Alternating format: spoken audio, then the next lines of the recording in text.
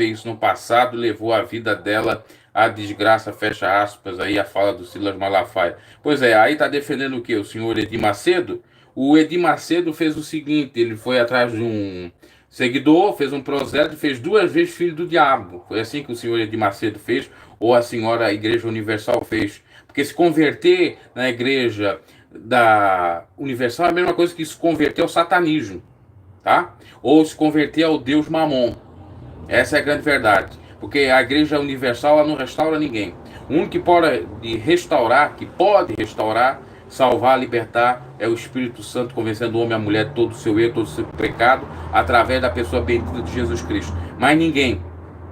Eu sei que a própria André Surak passou por um momento bastante ruim, com aquela questão lá do hidrogel, se eu não me equivoco, né?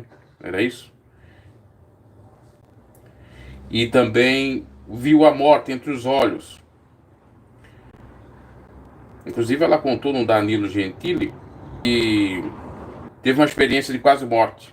Lá fora do corpo, que parecia que tinha um juízo, começou a ver coisas assim do seu passado.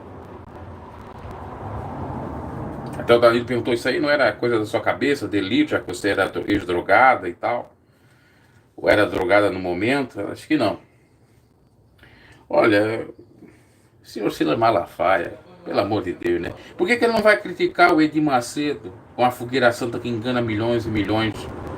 Que fez a própria André Surak perder 2 milhões, ficar pobre praticamente, acreditando que ia ter a restituição, que ia ter um milagre maior na vida dela. É uma coisa muito lamentável isto.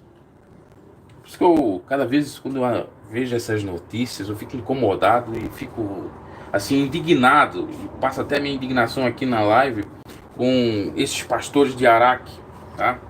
Porque eles são pastores de Araque. Só um momento.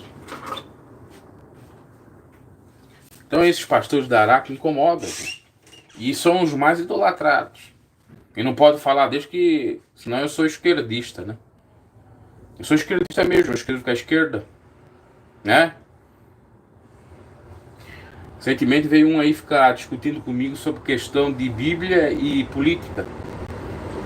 Aí eu até respondi numa boa, explicando biblicamente. Quando eu vi que o camarada estava com militância e estava querendo farra, eu peguei e excluí o comentário dele e bloqueei ele. Veio no comentário dizer que uma reflexão que eu fiz há muito tempo atrás, 2 anos atrás, falando de facção, que é uma obra carnal. Eu disse que a facção, obra carnal, tem a ver sim com a política. Porque na política se divide. A pessoa é dividida na política. E a facção quer dizer divisão. Aí eu comecei a dizer, não, porque a obra carnal, divisão é só para a igreja. É para tudo, ignorante. Para todo o contexto. A política não divide.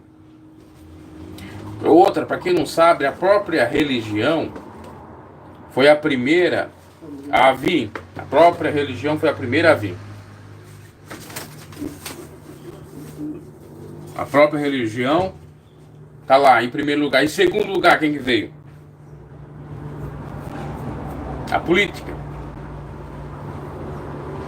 Se na religião tinha divisão, imagina na política. E sendo a política uma consequência da religião.